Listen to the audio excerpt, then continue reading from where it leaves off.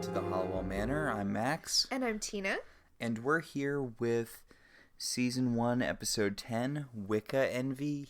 Was this like the mid-season finale or something? I mean, yeah, I'm going to say yes without even looking it up because no.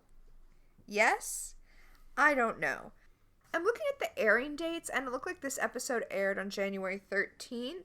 1999, and the next episode aired January 20th, 1999, so there wasn't a break in episodes like you would expect with a mid-season finale, but yeah, this is absolutely a mid-season finale. Yeah, because we're getting rid of Rex and Hannah this episode, who are basically the closest things we've had to a big bad up to this point. Yeah, it's strange. I wonder if there wasn't an issue with airing, because the episode right before this one, The Witch is Back, episode 9, aired December 16th, so that's when they took their break after The Witch is Back. This was the first episode when they came back from their break. But I feel like this should have been the last one. Yeah. So, we're saying goodbye to Rex and Hannah. How do you feel about that? Hannah is criminally wasted. Okay, yes, seriously. We'll get into it more when the episode starts, but why was Hannah not, like, the main villain for the second half of the season? Right? If they wanted to kill one off, they should have killed off Rex, and then had Hannah come back even more powerful for the finale. Yeah, it would have worked. I mean, it could be like that Final Fantasy game where that clown that was hanging out with the main villain turned out to actually be the main villain. Yeah. I never played that. I didn't play any of the old ones. I got really into Mystic Quest, which is like Final Fantasy Junior. See, I was into the Dragon Quest games. Oh, okay. Which is basically, it's kind of Final Fantasy if it was designed by the guy who made the Dragon Ball show / manga. Sure. Akira Toriyama. He did the character design, so they all look like that one kid he's always drawing. Huh. I never played any of that. They're fun games. They're very easy to learn, although the difficulty curve kind of goes all over the place. Gotcha.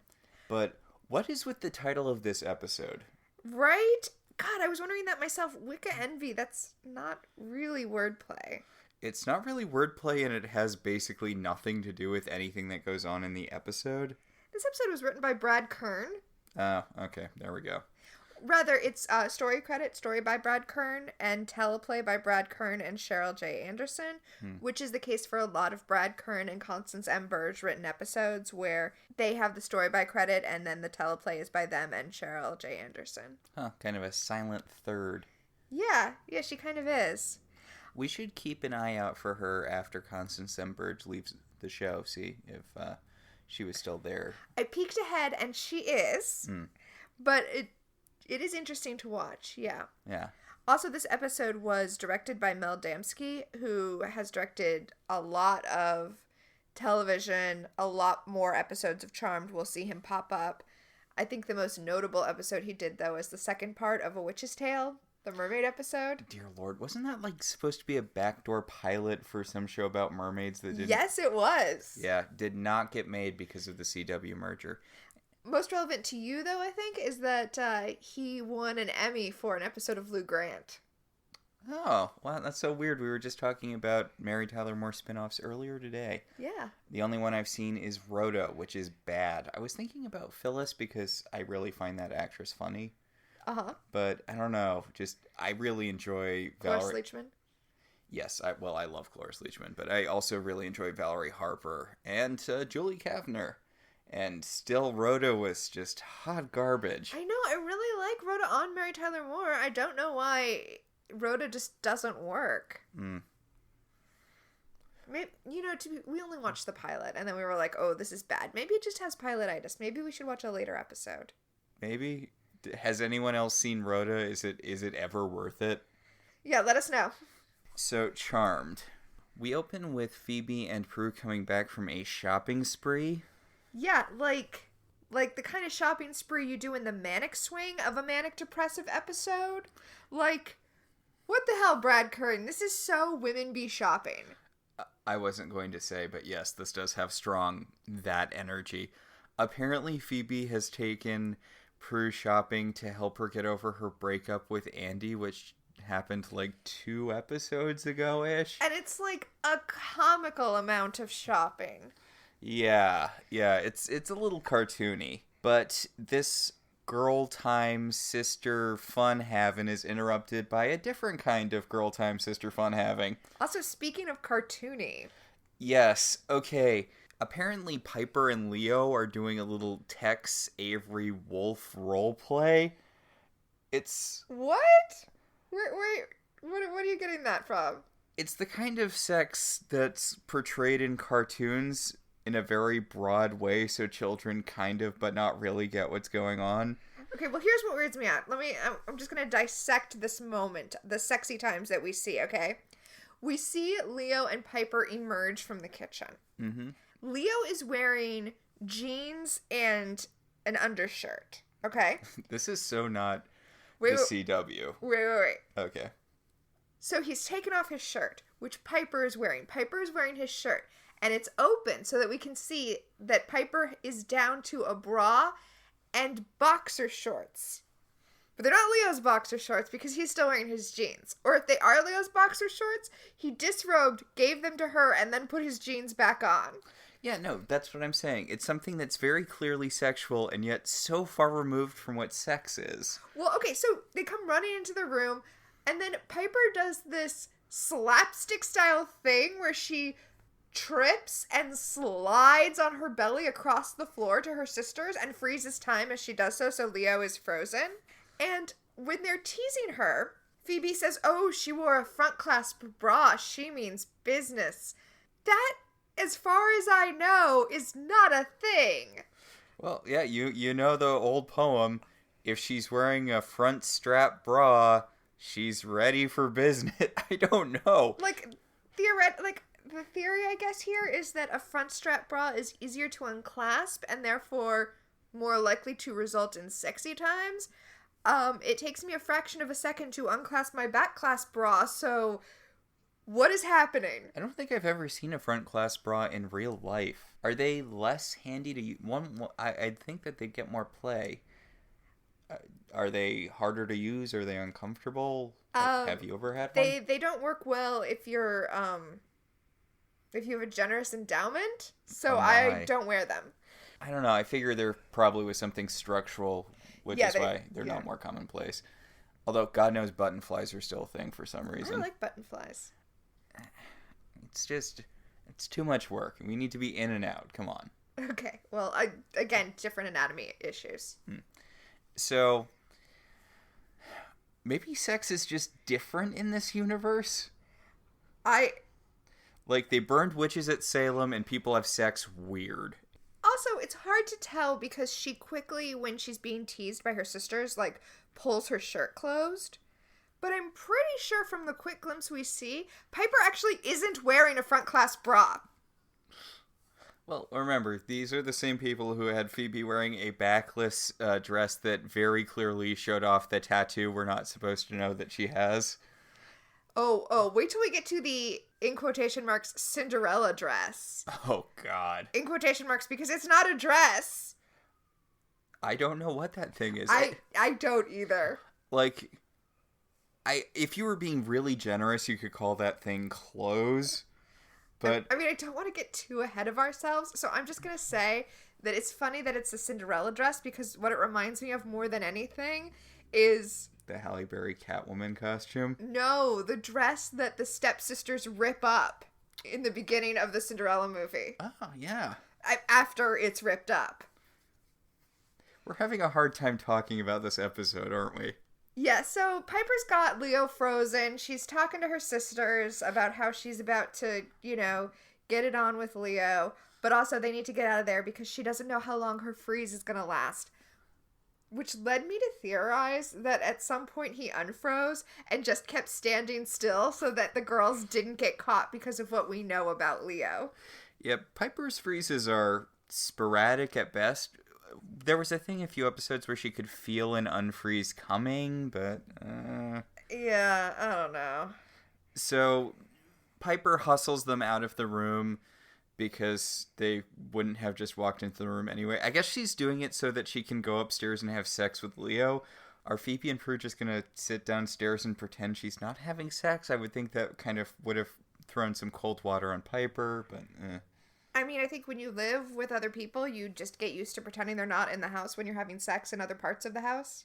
Or if you're my old roommate, you invite a bunch of people over and then go into your room to have sex with your boyfriend loudly while you leave your other roommate, me, to talk to the people you invited over. That's really weird. Yeah, well. In the living room where Prue and Phoebe have been shuttled off, we see someone we haven't seen in a while. Yeah, Kit. Kit Watch 2020. Or alternatively, Kit Watch 1998. Kit Watch 99. 99. Kit is doing that thing that Kit can do, like, sometimes, but isn't really in the show enough for it to be an established thing, where she sees the ghost of Rex. Yes, Rex has astral projected into the room, and Prue does not see him, but Kit, being a cat, and a magical cat, does, and hisses at him. And, okay, this is so annoying. I find this so annoying.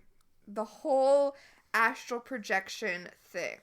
Because as a superpower, it's too much, okay? He can astral project next to them and then essentially mind control them. That's too powerful. Oh, see, I was going to go in another direction. I was like, take astral projection or take mind control. Don't use both of them as though they're the same thing. That too. It's basically just they decided this episode to move things along. They were going to give Rex, who has basically done nothing this whole season, they were going to give him this god-level power and then get rid of him by the end of the episode. Well, keep in mind, the most impressive, or possibly I think the only magical thing we've seen Rex do up to this point was read Hannah's mind. At least Hannah had that fire breath thing. Yeah. It seems like Hannah has way better powers than Rex. Yeah, even in this episode where he has this god-level power, her power is cooler. I wouldn't say it's god level. I mean, it's just, I don't know, mental illusions. He has tricked Prue into taking a tiara, a very expensive tiara from the auction house. They call it the Romanov tiara. Oh. Yes. She has taken it from the office because he has mentally tricked her into thinking it's her date book. Right. So he tells her to put it in her secretariat, in her desk. Yes. Kit is hissing at her all the while. I feel like Kit is green screened here. It's this very odd shot where Prue's like, hey, Kit, it's okay. And she's just kind of holding her hand behind the cat.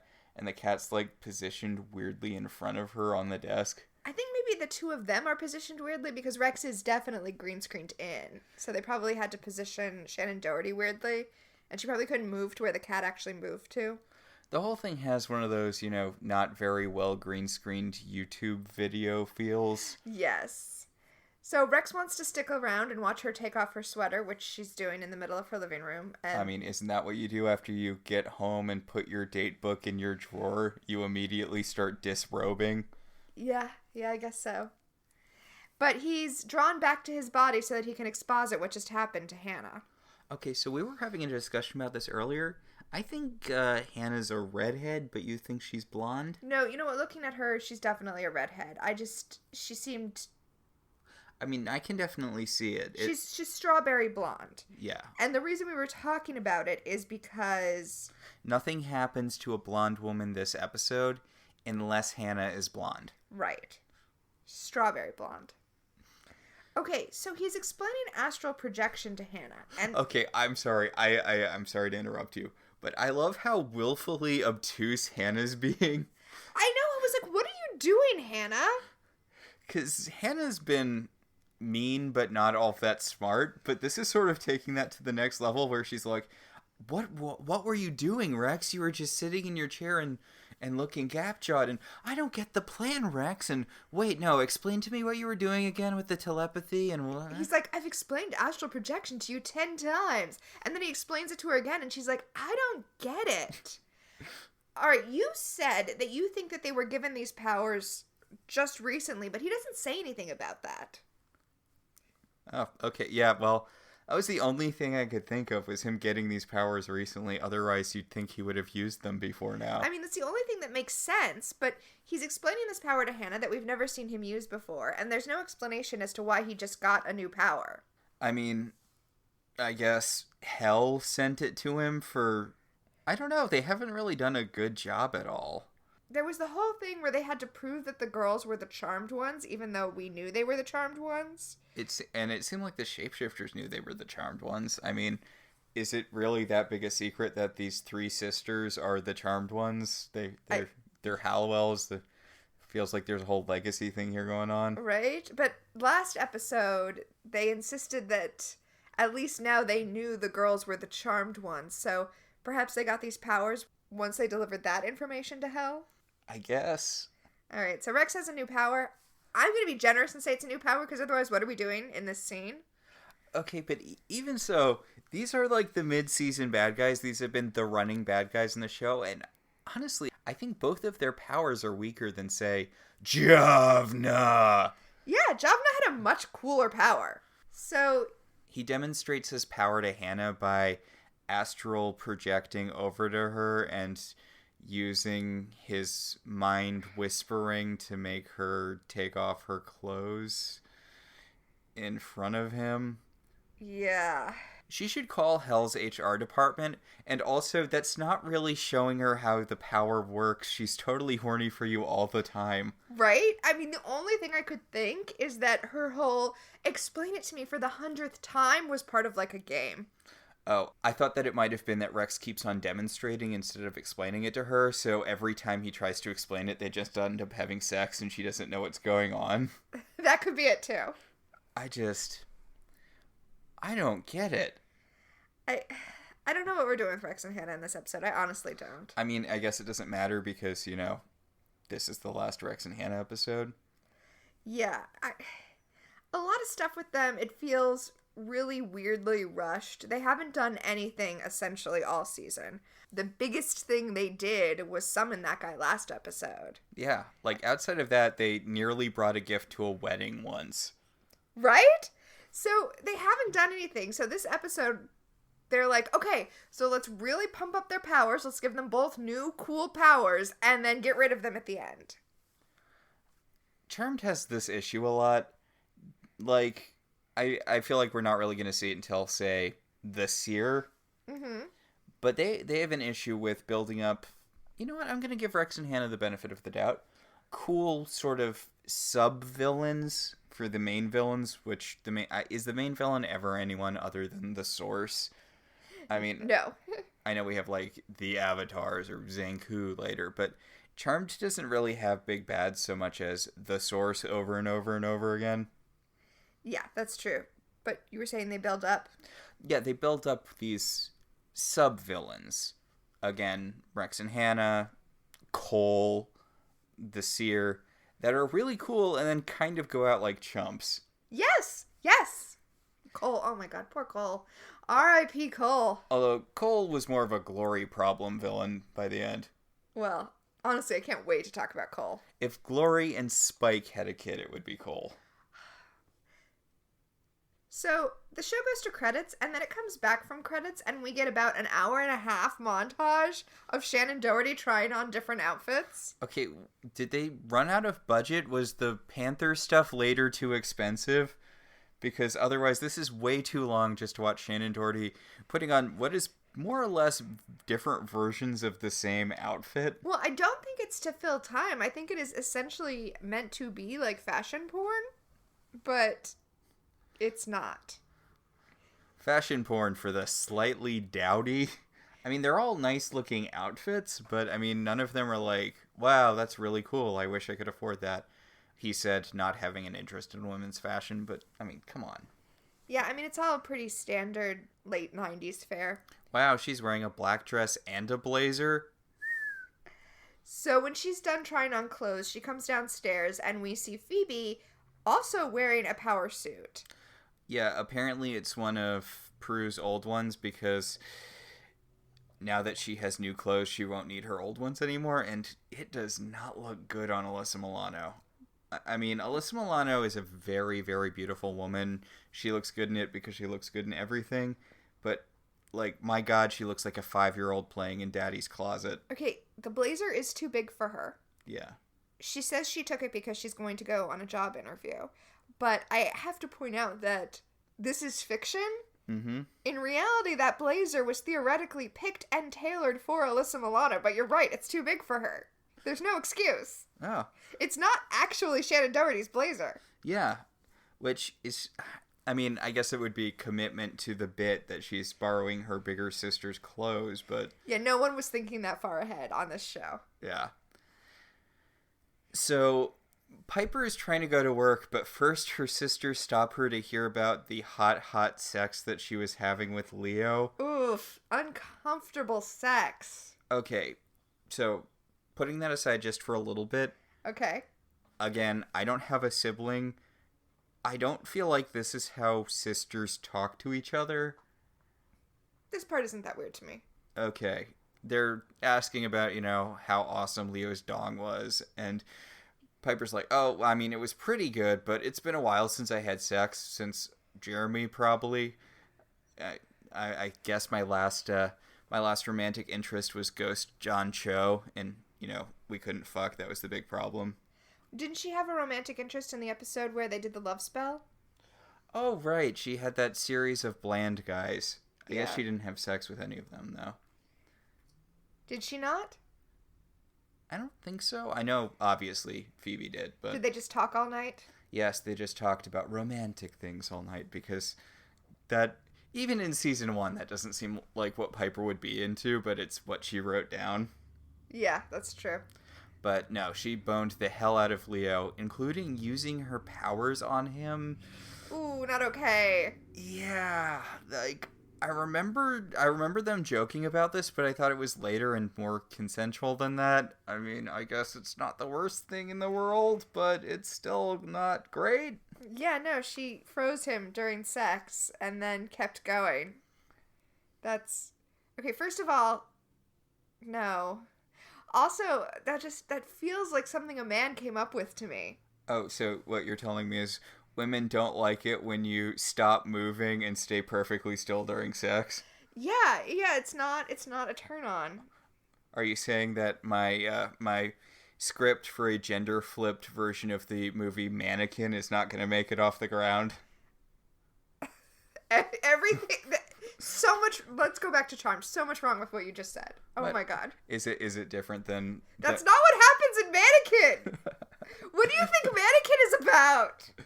Isn't it about like a mannequin that gets brought to it's Kim Cattrall.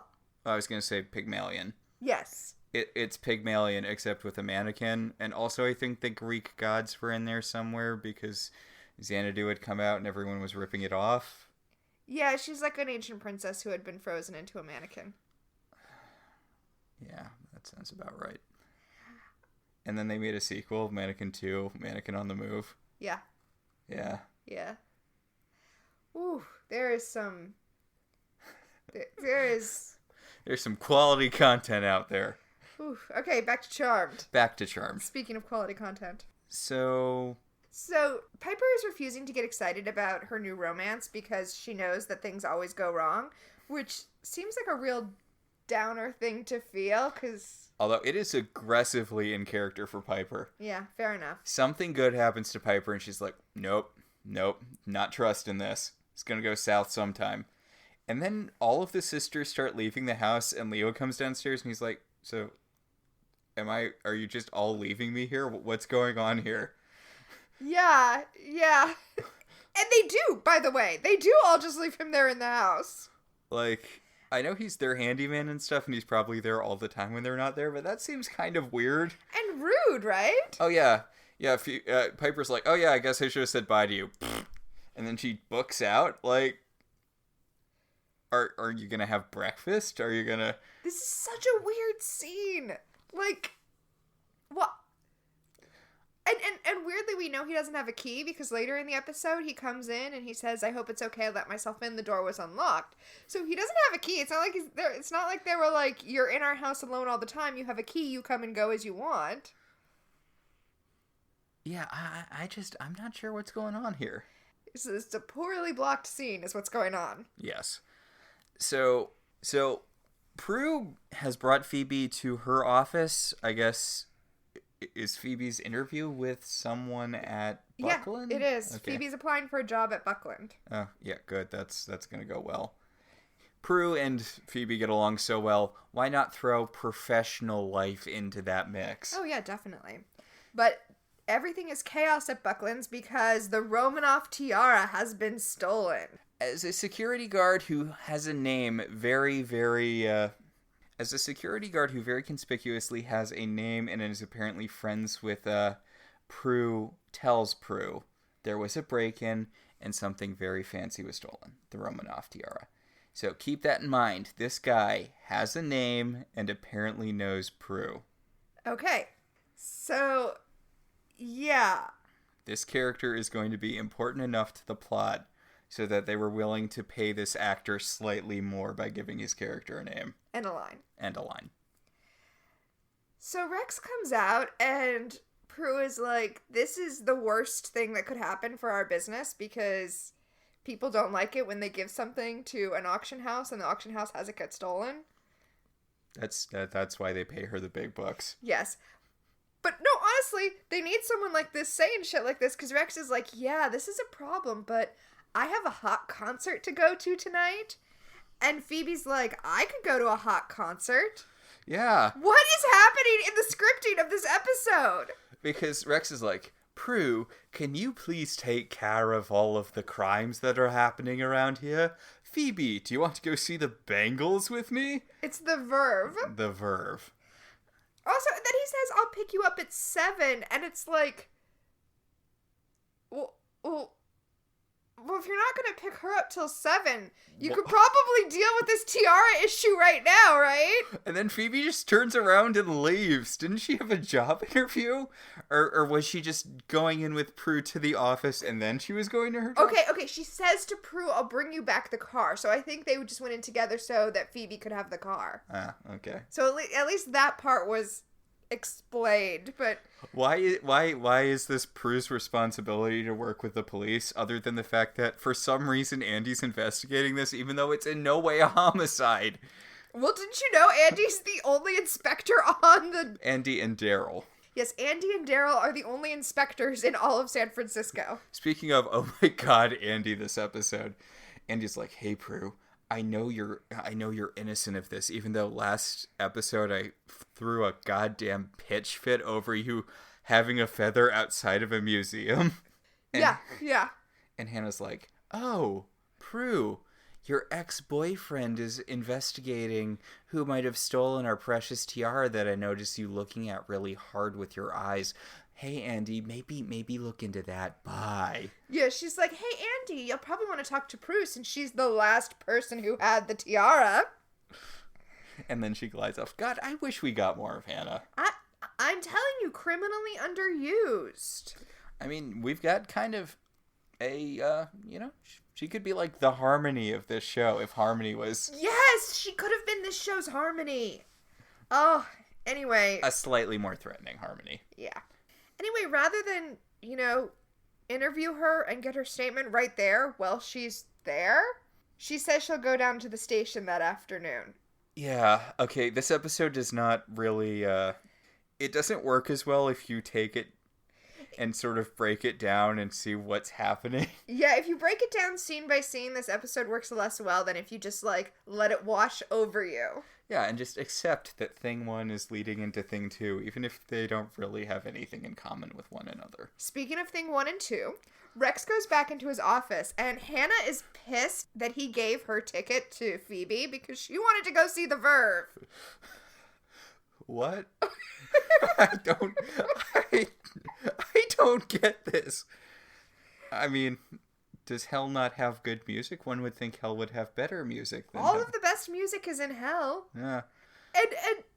And Rex, also, why is this part of Rex's plan? Rex tells Hannah that part of his master plan is to seduce Phoebe because that will piss off Prue. And if she's pissed off, she's more likely to give up her power when they ask her to. That's some interesting logic there, Rex. Okay, so we go from this scene to the police station where Prue is doing her interview. So I just have to say, this could still be at the auction house.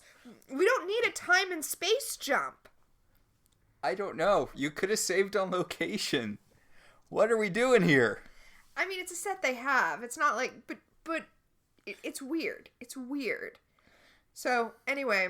So Andy's like, so Prue, the security guard, Jaime, who you have a prior relationship with, a prior friendly relationship, he says that you were the last person who was in the vault.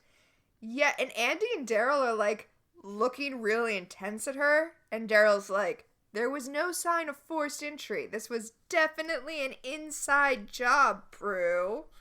And Prue's like, so you're looking for someone? Someone like me? And Andy's like, don't be ridiculous, Prue. And she's like, really? Really? You're just suddenly completely different than from last episode. Right, where he was ready to arrest her for having a feather. Oh, and for having someone break a window in her office. Yep, that's definitely arrest worthy. That's definitely something that a homicide detective is going to investigate. What's weird is Daryl calls him out on this. Okay, God fucking bless Daryl. Because Daryl's like, wait, last episode you were going to arrest her for having a feather outside of a museum, and Andy's like, I know she's got something going on, but I don't think that she's guilty of this. What? Also, Andy's like, that was a different situation, but no, it wasn't. Also, he doesn't give any reasons he thinks it was a different situation. What is going on with Andy? It's different because now I'm less angry about our breakup. Also, Prue is looking hella guilty because Rex and Hannah are framing her. She brought over the security tapes from the auction house, except for the security tape that shows the vault from whence the tiara was stolen. For crying out loud, Prue. And I mean, I know that, like, they're messing with her mind or whatever, but I feel like that's something that one of the three of them should have caught at some point before she left. Yeah, you'd think Andy would be like, hey, you're supposed to have 5 tapes, but you only have 3, or none of these tapes are labeled. Place where the tiara was stolen. Also, I'm glad you said that none of the tapes are labeled, because actually none of the tapes are labeled, so I don't know how Daryl knows that none of them are the vault. Yeah, this really doesn't bear up to close scrutiny. So, Prue apparently, even though this interview was at 1 o'clock, didn't go back to work afterwards. Okay. She went to Quake to talk to Piper about her sex life instead. Piper, who's working the bar, even though she made that big stink out of that not being her job. Well, she made a big stink about how she's not going to do everything and he has to hire people. So presumably he did, but that doesn't mean she won't ever get stuck working the bar. I feel like she should be high enough so that she's not ever working the bar. I mean, she's supposed to be like the head chef now, isn't she? Yeah, no, you're right. In fact, I was going to say she's not necessarily working the bar. She's at the bar, but she's actually filling a register to get it ready. But no, that's not what a head chef does either. Yeah, wait, she shouldn't be out front at all. What am I even saying? No! What's going on? I forgot for a second that she was a chef and not the manager of this restaurant. Yeah, okay. So, Prue tells Piper that the super, super valuable tiara was stolen, that it's worth like $11 billion, and that whoever gets caught, with the tiara is going to jail forever. And then in come Phoebe and Rex. And they ask her how was the concert. So I guess this isn't directly after Prue's interview. I guess this is after the concert, so like at 1 a.m? Sure. Why not? I think we are supposed to... Maybe Piper's taking money out of the bar cashier? Like, she's closing up? But yeah, but she shouldn't be closing up. Yeah. Also, although there's still a lot of people around. It's way too crowded for her to be closing up. Okay. Yeah, I just... Do restaurant things. This is a restaurant. Do restaurant things. I mean, she could be cashing out someone else. Mm. But again, not her job. Apparently they had fun at the concert, and Phoebe is super horny for Rex's accent. And Rex is like, so, Prue, how is that whole robbery situation I left you with? And Prue's like, they think it was a inside job. I mean, Duh. Yeah. But since as far as we know, only 4 people work at the auction house, it's Yeah. quite a thing to say to one of the other people who works at the auction house. Well, we know it's either Rex, Hannah, Jaime, or Prue.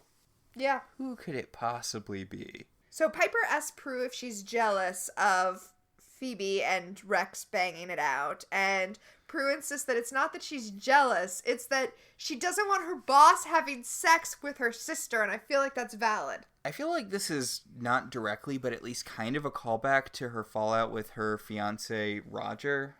Because, remember, Oh, right, I forgot that Roger, who was also her boss, claimed that he slept with Phoebe, although Phoebe said that she didn't. what a weird breakup that was. Yeah. Huh. I believe him. I believe he didn't have sex with Phoebe. Oh, yeah, no, I definitely believe Phoebe, and I think Prue has a track record of not believing Phoebe. You know.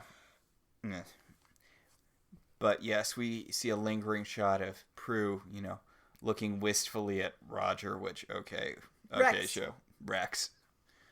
Got Rex and Roger. Yeah, no, lots of parallels.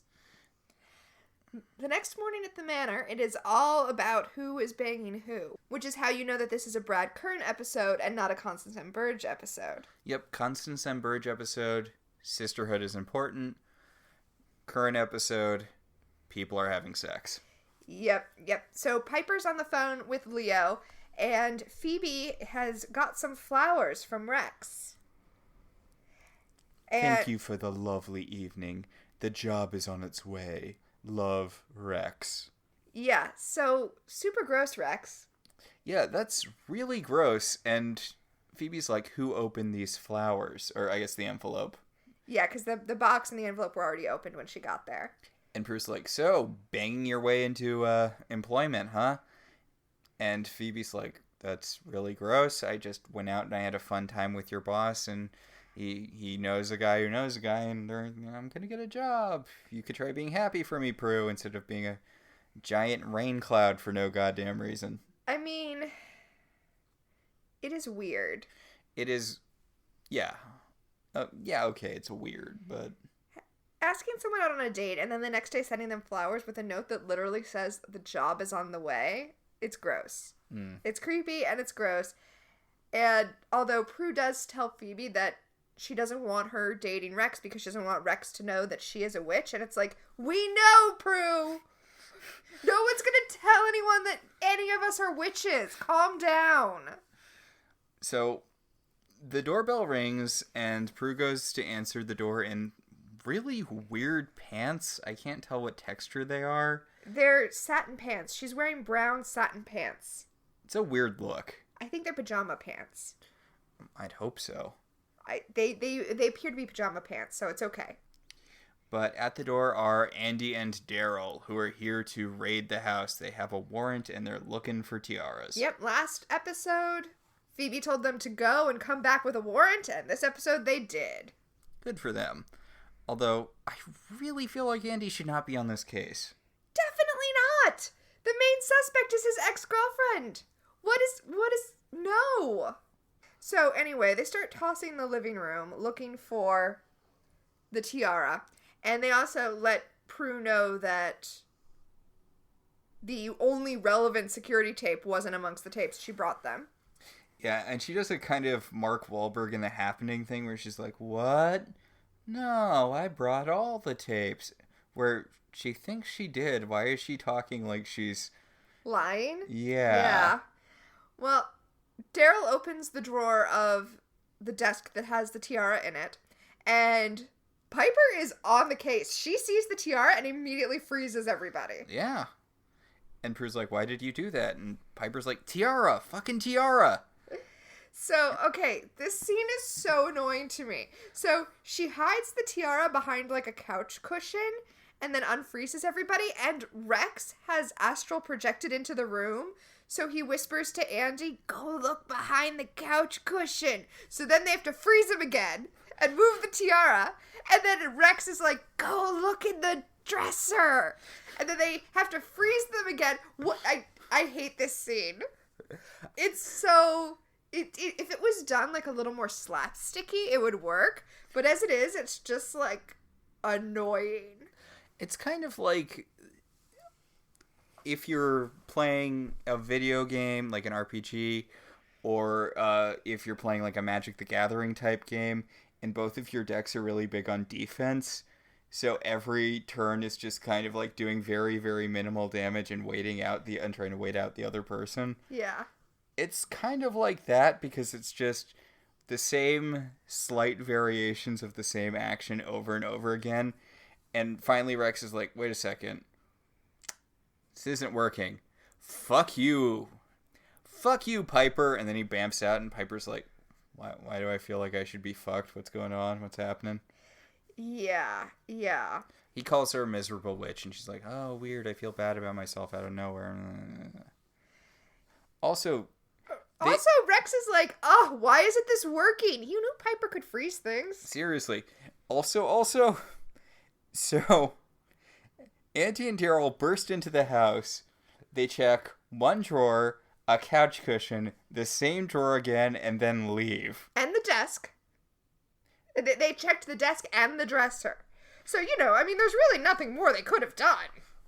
I mean, did they even leave the one room they went to? Max, they checked the desk and the dresser. What more do you want?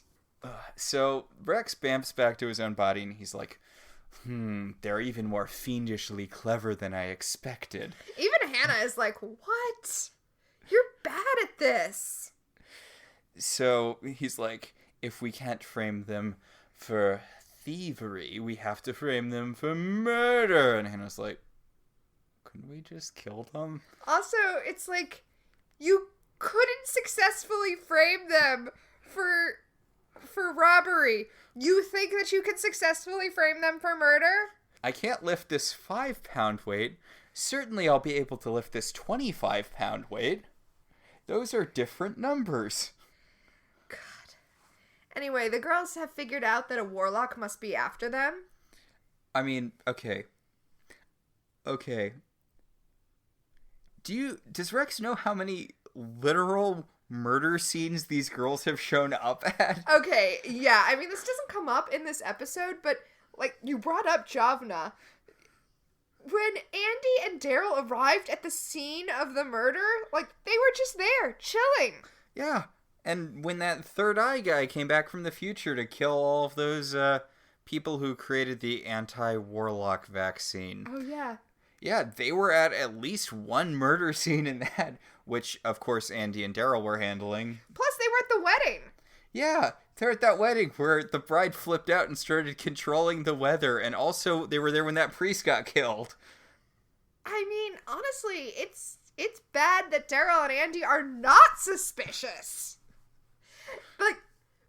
This should be the easiest group of women to frame for murder. I don't know why Hannah and Rex are so bad at their jobs. You had one job. You had one job.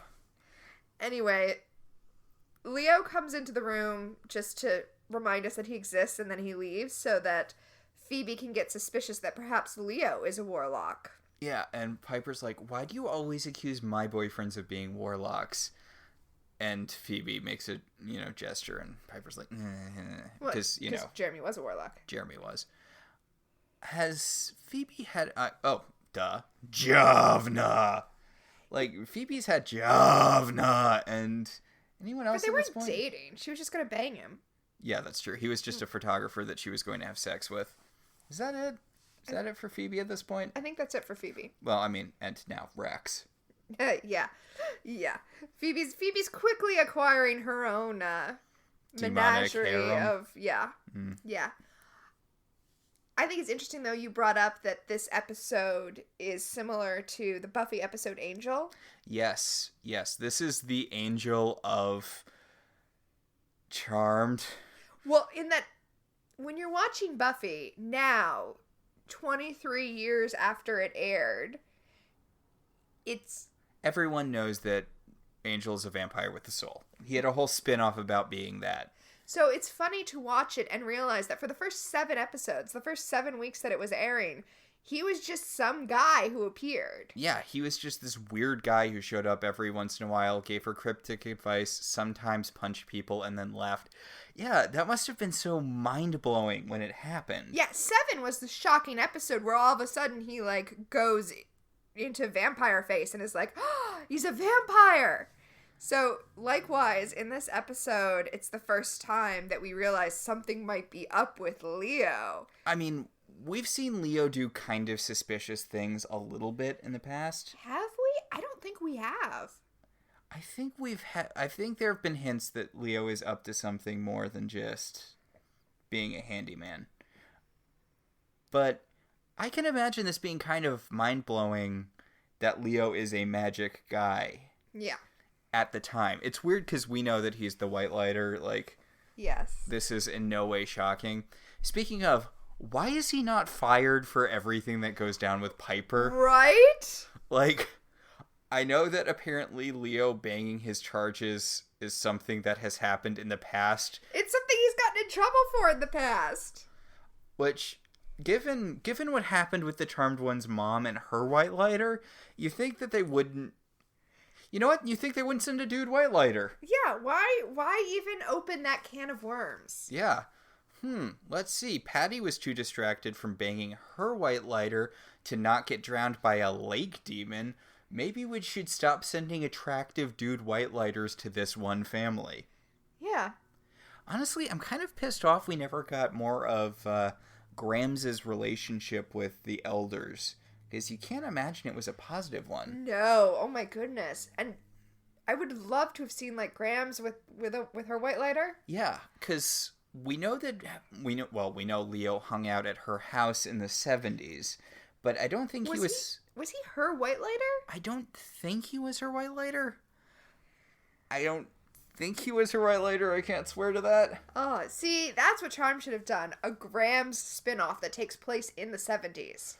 Yeah, I mean, honestly, I love Grams. She's kind of the worst person ever. Yeah. It would have been amazing. Yeah. She's like Endora. Yes! Okay, that can't have been a coincidence. She's clearly Endora. Yeah, and their mom is clearly Samantha, and, you know. Oh That's why they have two dads. Oh my god, the two Victor Bennetts. Mind blown. Wow. So the phone rings, and it's for Phoebe. Whoever could it be? Yep, it's Rex calling over to the Manor to basically get Prue all riled up by getting Phoebe all riled up. I do like, it's great stage business. Piper was dusting earlier in the scene. Uh-huh. Just so she could have a feather duster to fake dust off Phoebe while she's talking to Rex on the phone. It is a cute, like, sister bit. It definitely is. Yeah, she starts fake dusting Phoebe, and Phoebe kind of waves her off. So Phoebe leaves the room with the phone so that Piper and Prue can talk some more about how the theft had to have been someone at the auction house, which means they had to have been set up by someone at the auction house. And Prue's like, hey, you know what? Remember that one time I cast that truth spell, and then Hannah told me that she wanted to destroy me? Maybe she has something to do with this. Gee, I wonder. Maybe I should have followed up on that. Meanwhile, Leo is going up to the Charmed attic to use telekinesis to look for something. Yeah, so he uses telekinesis to open 3 different hope chests. Oh, I guess it does make sense that there are 3 hope chests because there are 3 girls. Anyway, he opens up these 3 hope chests that are up in the attic. He could have done it with his hands, but he does it with telekinesis so that we, the audience, can see that he is magical. I mean, honestly, this is a pretty solid red herring. Yeah, it just seems silly now that we know the truth. Much like the fake reveal of Chris is going to seem silly in retrospect. I can't wait to talk about all the Chris stuff. But Piper comes up and she's like, hey, Leo, what the fuck are you doing up here? You said you were going to go fix the sink. And he's like, oh, I wasn't doing anything evil. I definitely wasn't doing anything evil because I'm not an evil guy, but I might have to leave soon. Yeah, he knows he's in trouble. I might have to go back home. And Piper's like, why did you say it like that? And he's like, what? I just said I might need to go back home. She's like, is your home far away? And he's like, in a manner of speaking. Dear Lord, Leo. I know, he's such a drama queen. So he's like, I guess I better get back to work. Let me just kiss your eyeball creepily and then turn back to look at you before walking down the stairs. Yeah, he walks sadly away while Piper stares sadly into the distance. And she sees one of the drawers is slightly open. Okay, here's the thing. She sees that one of the drawers is slightly open and the tiara is in the drawer. But Phoebe's the one who hid it. So this shouldn't be suspicious to Piper. Piper's thought should be that Phoebe didn't close the drawer all the way when she was rushing to hide the tiara. Yeah. Yeah, okay. So, meanwhile, Phoebe is going to Rex's apartment, which... He invited her for a dinner party, but there are no other guests. And he uses his astral mind whammy so that she'll see a super fancy apartment instead of, as we'll see later, this sort of abandoned warehouse looking place. Except the hallway's still fancy. He didn't use his power on her until she's already in the hallway. Is this just a warehouse with really fancy hallways? I was wondering why she doesn't fall on the ground when she tries to sit on a chair.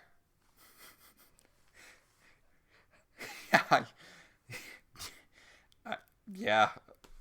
I think later we see that there are, like, boxes and stuff. I guess. So... He tells her he got her an interview at Zeitgeist magazine. Oh, Lord. Have we established Phoebe as a writer at this point? Well, no, but she's into fashion, apparently, because she wears clothes? She's played by Alyssa Milano. Alyssa Milano does have her own fashion line. Yeah, and she was on one of those fashion shows. Oh, yeah, she was. Yeah. But, she's apparently going to write about fashion for Zeitgeist magazine. And she's like, oh, well, what do I need to do to you to get this job? And he's like, you need to have sex with me. The penis parts of me. And she's like, how dare you? And he's like, lol, JK. Which... It's not funny. Also, it just seems like, no, you were totally serious, but, you know, now that it appears she's not down for it, you're like, oh, no, backing off. Yeah. Okay, then he does this thing. He goes into the hallway, and he astral projects to her to give her a fake premonition of Prue being attacked by a panther at work. You know, one of those famous San Francisco office panthers. San Francisco office panther. I just... Yeah. Phoebe's like, I have to go all of the sudden, Rex. It's been a lovely evening. And she walks out, and then the apartment reverts. Yeah, it vanishes so that we, the audience, know that it was all a projection into her mind. There is nothing, I will point out, where the couch was. It's an empty apartment. Maybe she was just sitting in midair, and she's going to wonder why her calves are so sore later. I mean, she does have strong calves. She's Alyssa Milano. Mm. So, yeah, so then Rex takes out his cell phone, which is what Phoebe should have done, because what's she going to do against a panther?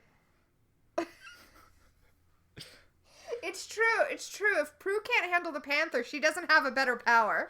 Like, maybe call animal control and send them to Prue's office. But no.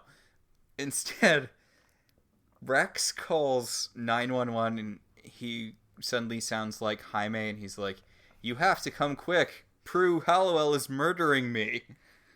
Yep. So, at the auction house, we see that Prue and Jaime are there. And he gets some more lines with Prue so that we can establish that he's a nice guy whose death would be really sad. Yeah, I was going to say, no, I thought no innocents died in this episode, but no, Jaime's an innocent. Yeah. And Prue's talking out, she's like, this case has fallen to me instead of, like, you or the cops to solve. Or Rex.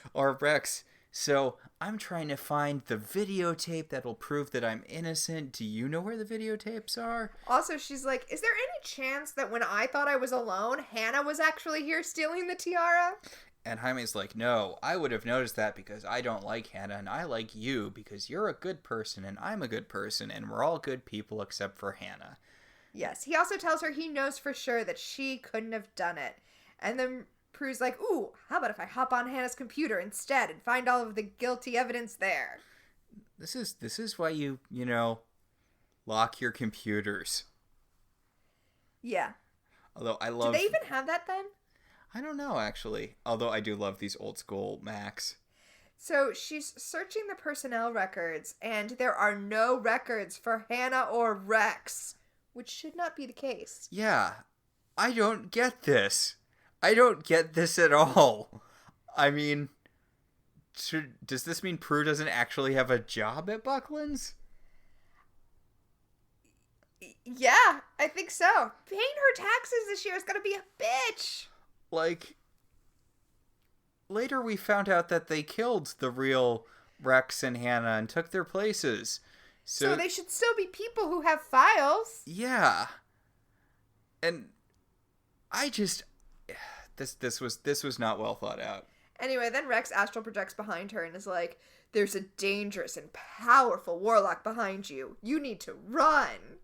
As she's running, he pops in front of her again astrally, and he's like, you hear screaming from the warehouse. There's an innocent in danger. Also, make sure you get your fingerprints on the artifact that's right next to the door. He actually does that. This isn't us making fun of the show.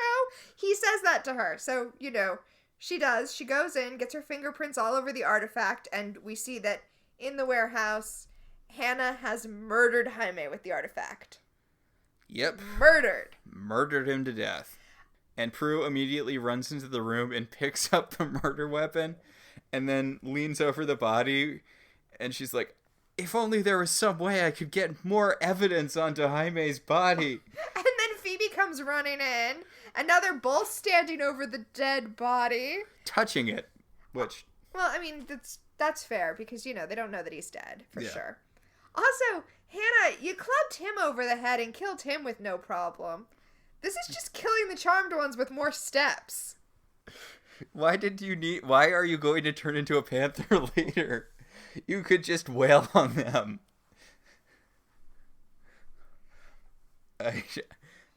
Also, they're going through this big complicated thing to get the charmed one's powers. There's going to be a magic lantern and shit involved with this later. But it seems like most other demons and warlocks just get the powers when they kill the witches. No, that's not true.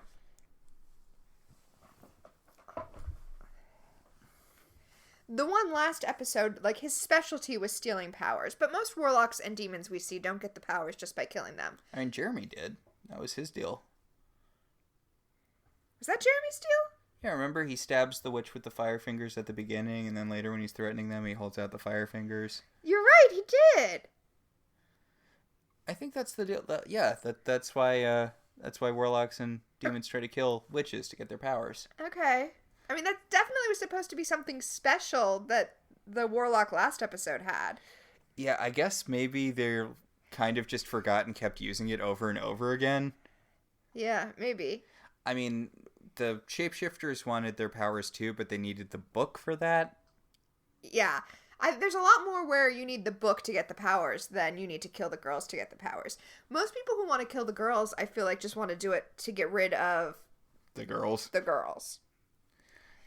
So, Andy and Daryl are there, and they're like, so, Prue, kinda seems like you killed this guy. And Prue's like... Okay, this is actually my favorite scene in the episode. Okay. Yeah, okay, because Prue and Phoebe are they don't even care anymore. Andy and Daryl are trying to interrogate them, and they're like, oh, it must be mind control. It must be a warlock with mind control. They don't even care about being interrogated at this point. Yeah, seriously, it's not like they walk to a different part of the room or anything. They are literally having this conversation directly in front of Andy and Daryl. What? And then Prue's like, I already told you I didn't kill him. Move on, okay? And she's like, I thought I gave you the tape, but apparently I didn't. I heard a noise, and then Jaime was dead, and he happened to be clutching this tape. And What? then Phoebe gets all outraged. Phoebe's like, "Are you accusing her of murder just because she was standing over the victim clutching the murder weapon?" And also he called you and said, I'm being murdered by Prue Halliwell. And also he was holding evidence of her grand theft. There's clearly too much evidence. It's if you have too much evidence, then the odometer rolls over and you're completely innocent. I mean, to be fair, that is the case here. Oh, and then Andy's like, you know what? I am going to arrest you, Prue, because I think you murdered this guy. And Phoebe's like, how dare you? God. So Piper's like, so should we hire a lawyer? And Phoebe's like, no, fuck that. We're gonna get Rex's help. Yeah. Piper and Phoebe head over to Rex's apartment, and this is when Phoebe learns that his apartment is empty and that he tricked her with mind control into thinking it was a fully furnished apartment. What a weird conclusion to jump to, but okay. Well, I mean, they know they've been being mind controlled. They know that there are only 4 people who could have stolen the tiara. One of them is dead, one of them is Prue, and one of them is Rex. So it's not that weird of a conclusion to jump to. Yep. Empty apartment, mind control. Yeah.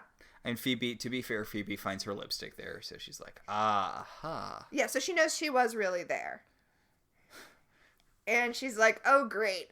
I'm banging a warlock. And Piper's like, haha, did it first. Yeah. Piper's like, been there, done that. Call me when you're fucking an angel. Oh, God, Coop. Oh, wait, she will, won't she? If you count, Yeah, Cupid's definitely an angel. Yeah.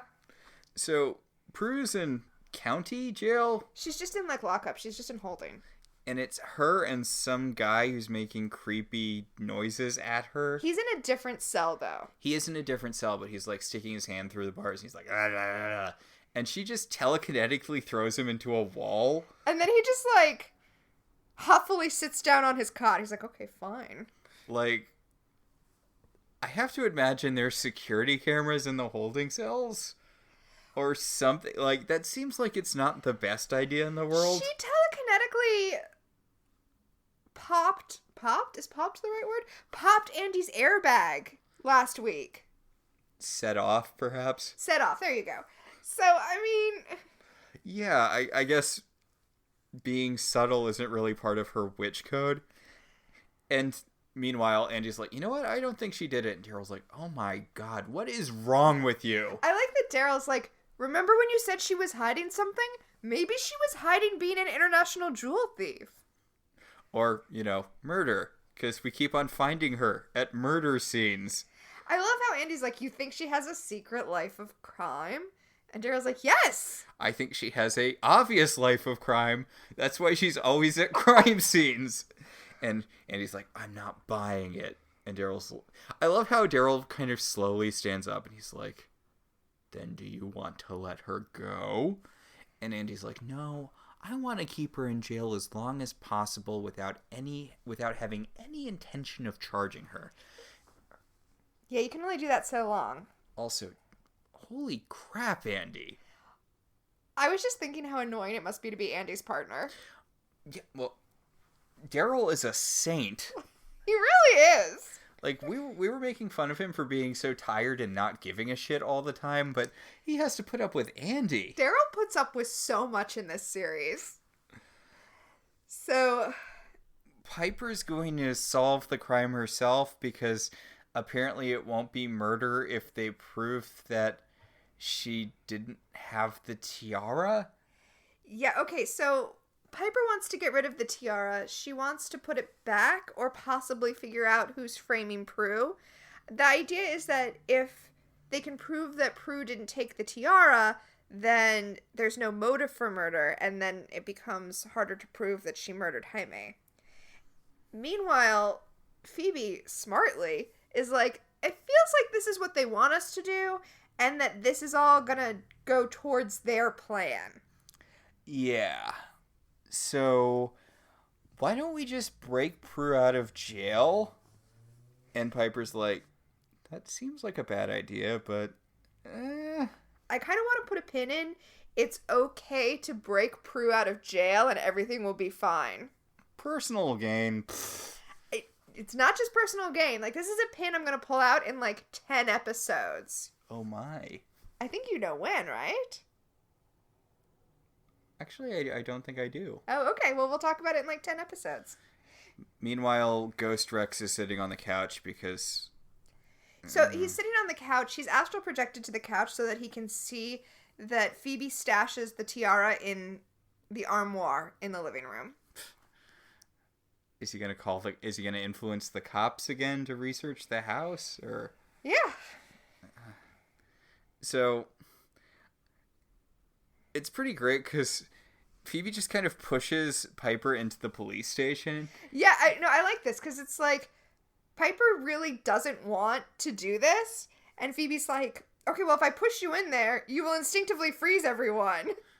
Which is exactly what happens. I do love that wherever this holding thing is, there's an exit door that's, like, right there. Like, it's not unlocked. Like, Phoebe was able to just open it. Yeah. So, also, I love that Phoebe's like, such a cool power. Totally hate you. Yeah. But Piper does freeze everyone. She takes the keys from the guard. She unlocks the door to get Prue out.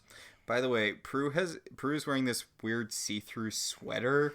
Don't talk about the sweater.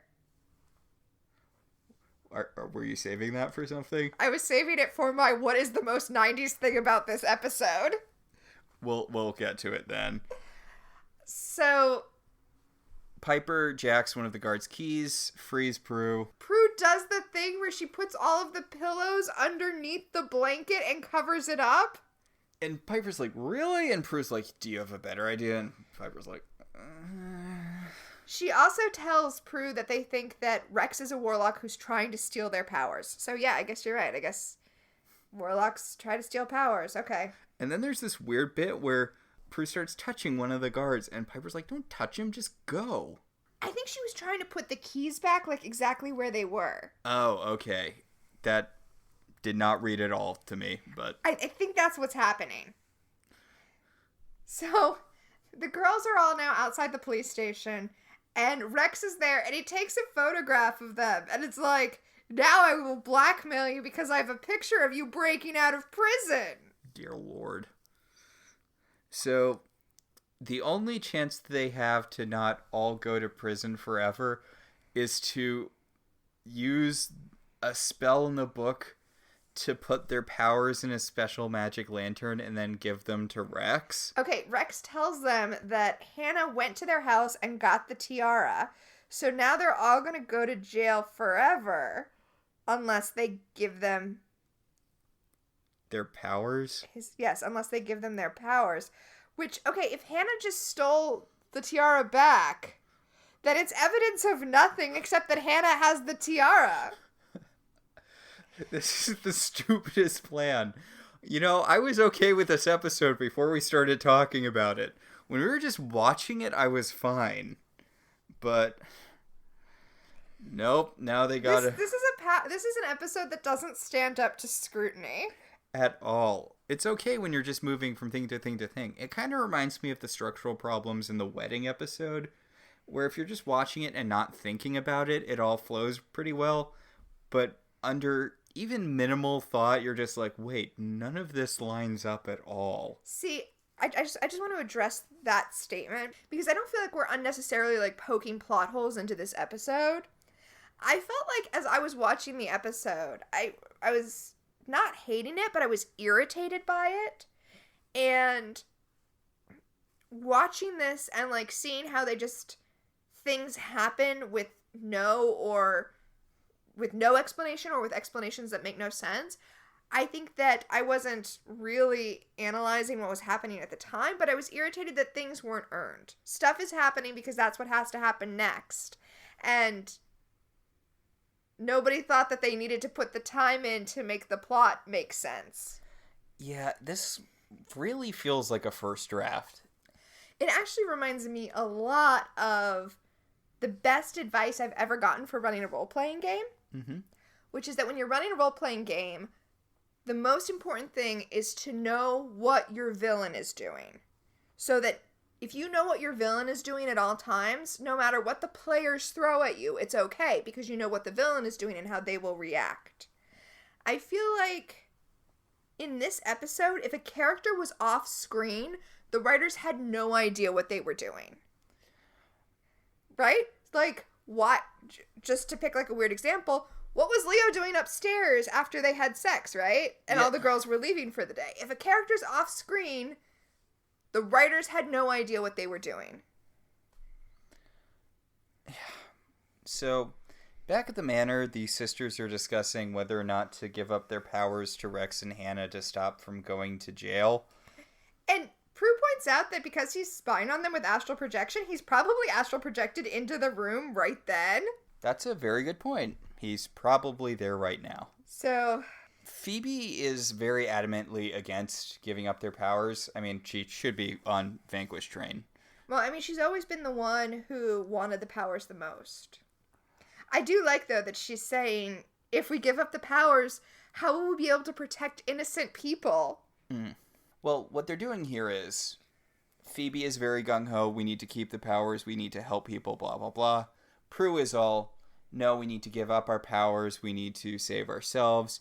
And, you know, Piper is the middle child. She's stuck in the middle. She's like, well, we do need to keep ourselves safe, and we also need to protect people, but we can't protect people if we're not safe.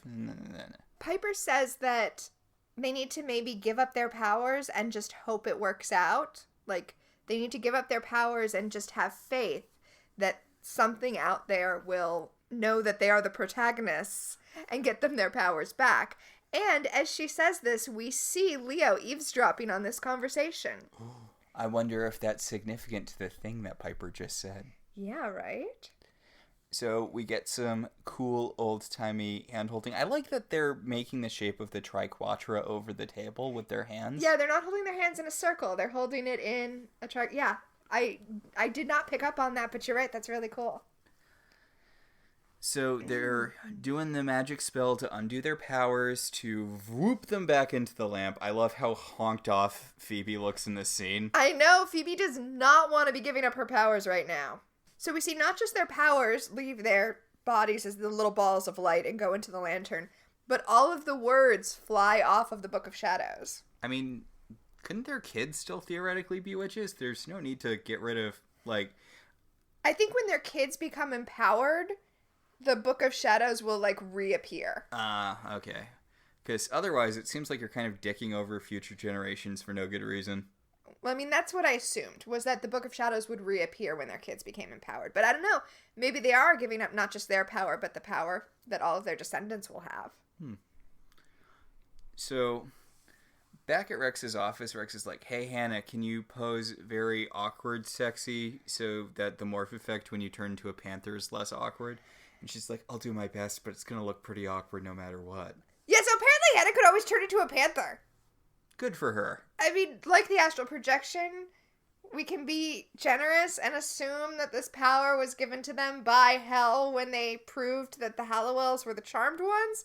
But yeah, no, Hannah's just a panther now. Hannah's just a panther now. So, you think it would be... It's kind of weird that Rex gave Phoebe sort of a heads up on the whole panther thing with his fake premonition. I was thinking about that when we saw the premonition. Yeah. Now Phoebe has all this extra time to buy a bunch of water bottles and fill them up. Yes. Oh. It's true. Panthers are just giant cats. Yeah. At the police station, Andy is actually searching for Rex and Hannah in the police database for the first time. Yes, he's using police Google. So Rex and Hannah are real people, but they're older and one of them's black and they're both dead. Yep, they were both murdered on the same day. And Andy's like, aha. Yeah. Aha what? Aha, Rex and Hannah are some sort of, like, really complicated Bonnie and Clyde jewel thieves who murdered the actual owners of Buckland's auction house as part of a long con. And then took their place, but also took them out of the employee registry. Well, he doesn't know that. Yeah, he doesn't know that, but why would they take their names out? Did they work for Buckland? Is it just some weird coincidence? They killed some guy named Buckland, and they were like, "Hey, look, that's also the name of the auction house. Let's pretend to be in charge of it, and no one will ask questions." Or if these people were actual employees of the auction house, surely no one will notice when we're suddenly two different people whose names aren't in the personnel record. So, oh my God, what is going on here? I assumed they fired everyone. They pulled they pulled a Chloe from Don't Trust the Bee in Apartment 23. Yeah, they just showed up, drew a penis on the whiteboard, fired the first person they saw, and no one questioned them. All right then. So as the Charmed Ones are walking into Rex's apartment with I don't know if they're Bucklands. Mm-hmm. So as the Charmed Ones are walking into the auction house with their powers and a lantern to hand to Rex, Phoebe's like, "What if we just like smash the lantern and then we get our powers back?" And they're like, No, we can't do that." And then Rex says something which will be repeated multiple times throughout the show. It's like, "It's so easy, it's almost anticlimactic." Keep that in mind. It gets used like by 5 other villains. It really does. So he takes the lantern and walks away, and then Hannah as a panther comes out, presumably to kill them. I mean, you at least could have killed Phoebe with that. Then you wouldn't have to worry about the Charmed Ones anymore with their powers. Oh yeah, that's true. Just do your fun trick where you're like, "Hey Phoebe, it's me, Prue. Why don't you come to the warehouse? There's definitely not a panther there." Oh goodness. So back at the manor, we see that Leo has gone up to the attic, and he sees the empty Book of Shadows, and then he like waves his hands over it, and his hands get all filled with light, and the words begin to appear again. Leo can do a lot of cool stuff in this episode that we are never going to see ever again. Well, just like we assume that Hannah and Rex got their powers from hell at some point off screen, I assume that the elders gave Leo the power to fix things for the Charmed Ones this episode. They gave him a bunch of one-shot superpowers. Yes. Because I don't think we ever see him use telekinesis again, although he does have a levitation trick that gets pulled out like twice. Yeah, and we definitely don't see him magically restoring the Book of Shadows again.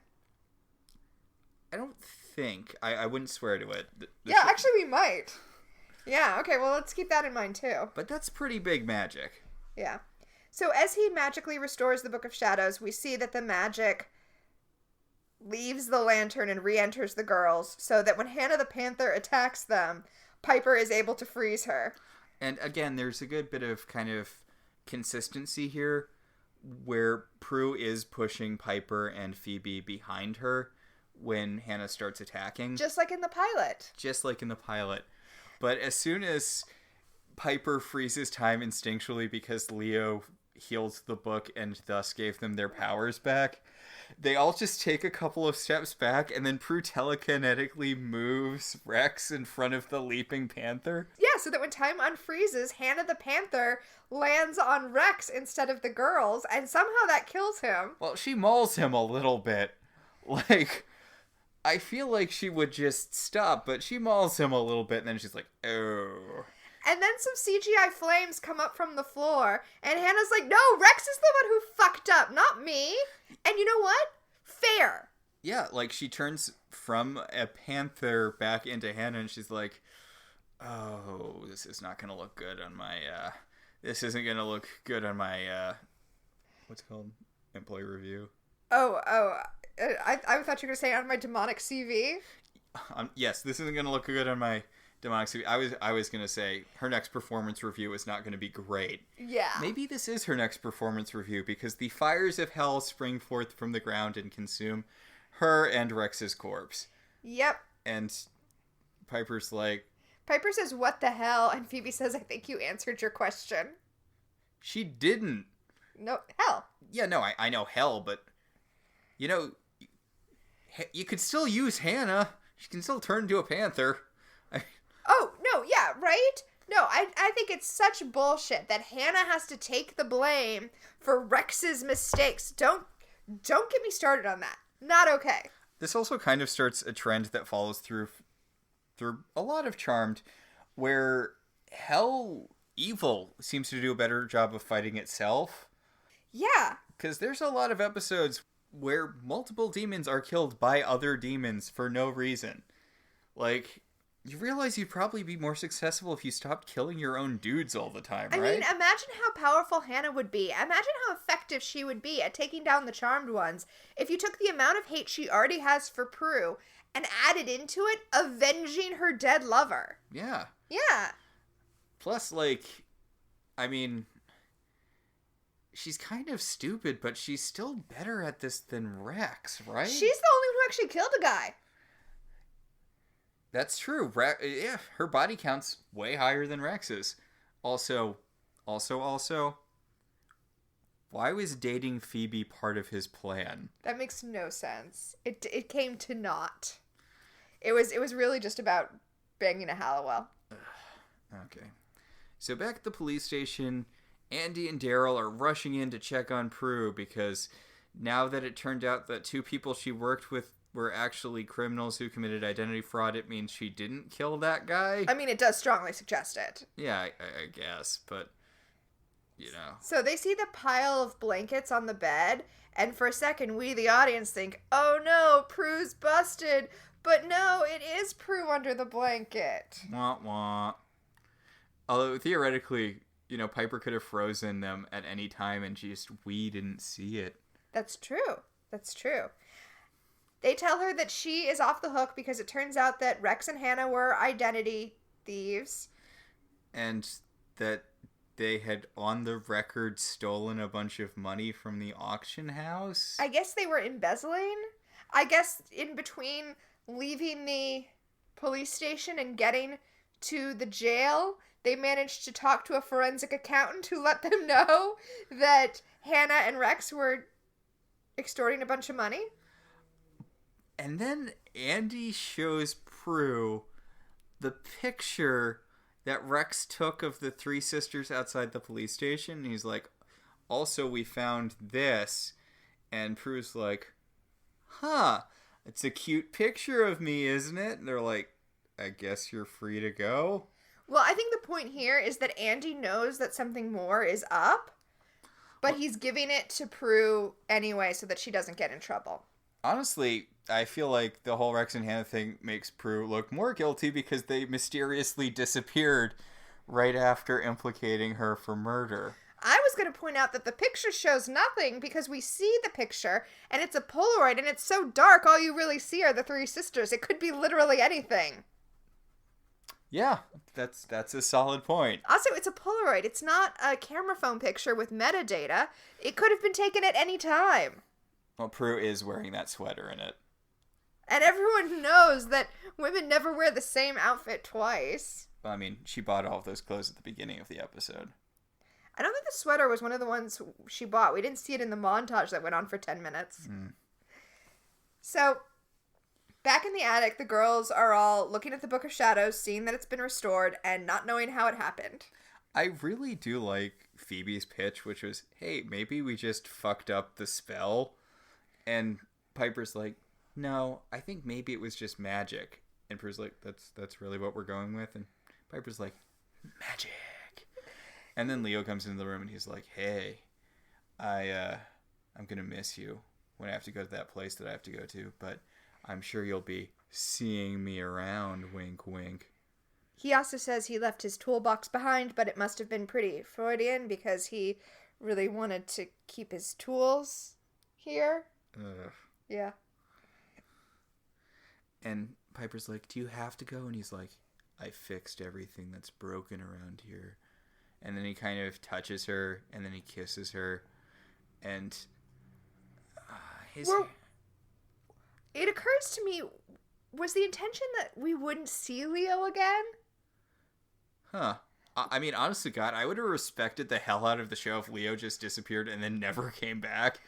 Like, was that supposed to be what it was? Like, Leo just came to fix that one thing and then he left? I don't think so. I think they always knew that Leo would be back. Okay. But I guess he is front credited, isn't he? is he? Yeah, he is. So Wow, way to weirdly keep changing the Oh credits wait, around. oh wait, no, you're right, he's not. Yeah, okay, so I'm sticking with, I think that they did not know they were going to bring Leo back. So, the girls pull the relinquishing your power spell out of the Book of Shadows and burn it, because they are never going to relinquish their powers again. Okay. And then we see Leo downstairs, except that as he walks out, he turns into a ball of light and floats out.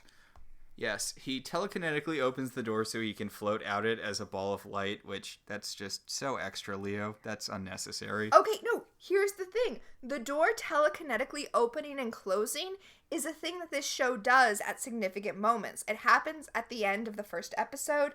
It happens at the end of the last episode. I mean, it happens in basically every season finale after this point. Yeah, so this is really adding to this was meant to be the last time we see Leo. Oh, I was just thinking it was a mid-season finale thing. Now, I'm sticking with we weren't supposed to see Leo again. He was done. Be kind of a weird thing to do. Although, God knows there'd be so many articles written about it these days. You know, like the conspiracy theories about who and what Leo was? Yeah. Yeah. But I liked this episode when we first watched it. Upon reflection, not so much. Okay, I didn't hate this episode, even though it might sound like I hated this episode. I just feel like it was a couple drafts away from being finished. Yeah, and they should have built up more with Rex and Hannah, and also probably one of them should have lived. I mean, I kept on talking about how this felt like a mid-season finale, but we also did mention that it felt like it borrowed a lot from the Angel episode of season 1 of Buffy, and this is sort of the part where Darla goes down. You know what it actually really feels like to me? It feels like, and I know this isn't the case, but it feels like they didn't know if the show was going to get renewed and they rushed to finish everything really quickly. That's the thing. It feels so rushed. All of a sudden, this episode, we learn that Leo is something significant, and then he leaves at the end of the episode. Hannah and Rex get these powers they haven't had before, and then they're just easily dispatched with at the end of the episode. The girls don't even do anything to affect the end. It's all done by Leo. It's a real Brad Kern episode is what I'm saying. Yes. Now I think it's time for us to exercise our own power of 3. Okay. As we dig into our power pack and see what we can come up with. It might be kind of lean pickings this week. Yeah, I don't have any premonitions this week. Yeah, these are all actors we've seen before. Except for Jaime. Except for Jaime. Jaime is the only new actor, and Tina looked him up on IMDb, and you might recognize his voice from being in a lot of things. He's credited as additional voice in a lot of animated things. He was in Into the Spider-Verse, which is a very good movie. He was in Despicable Me. In both of those, he's just credited as additional voice. Also, Bachelor Party 2, where he is credited as voice actor. Yeah, so this guy's worked a lot, but I don't think you'd recognize him particularly. No, definitely not. Oh, he was also in The Nanny as male hostage. Al Rodrigo is his name. So you might recognize his voice from some stuff, but probably not. No, probably not. All right, so, wow, short premonition this week. Short and incorrect premonition, just like in the episode. Yeah. There you go. Okay, so our second power is time freeze. What specifically dates this episode? Well, I previewed this time freeze. The outfit that Prue is wearing when she gets sent to jail is a champagne-colored sweater with like a really open weave so that you can see her black bra underneath it. And a hood. Very 1990s. My thing was a date book. Oh, yeah. Because date book. Yeah. All right, and that'll bring us to the last power, telekinesis. What genuinely moved you this episode? Okay, so for me, even though I was complaining that the Charmed Ones don't actually affect the plot, the part where Piper says that she hopes that she's just going to have faith that it's going to work out, and we see Leo listening in at that moment. It's, Honestly, Piper's sort of faith in their powers is a really interesting thing for this episode, which I wish was more of her character later. Yeah. Honestly, she gets real sick of magic real fast. And it sort of makes sense that she's that this isn't followed up on, because her thing has always been kind of being distrustful of her powers. I suppose it makes sense in the episode where she finds out she can use her powers for sex. That would be the episode where she most is into her powers. But no, I really like the bit where Phoebe and Piper are talking about why they should keep their powers. I think that is a strong moment. And also, I just genuinely really like the interplay between the two of them, especially when Phoebe's on the phone with Rex. Mm-hmm. They have a lot of natural familial chemistry. I feel like I've used that before as my telekinesis, and it still applies here. No, that's still nice. Plus, good stage business, which this episode did not have a lot of. Which is a shame, because actually the show's actually generally pretty good with it. Yeah, usually it's got pretty strong stage business. So the next episode that we're going to talk about is episode 11, Feats of Clay. And the description is, Phoebe's old flame Clay comes to town after he and his partners steal a valuable urn that is guarded by a demon. So, would you say that his reputation is unearned? So we hope you'll all join us next time.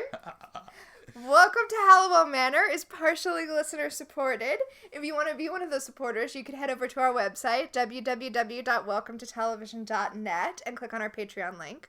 We'd like to thank our current $5 and above patrons, Beryl, Patricia, Sam, Cassidy, Alex, Alicia, Ryan, Maricruz, Rosa, Javier, and Benjamin.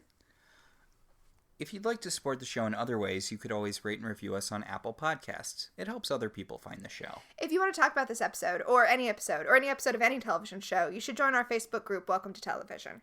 We can also be contacted at I Love TV Zines on Twitter, or at ilovetelevisionzines@gmail.com. So until next time, I'm Tina. And I'm Max. And this has been Welcome to Halliwell Manor.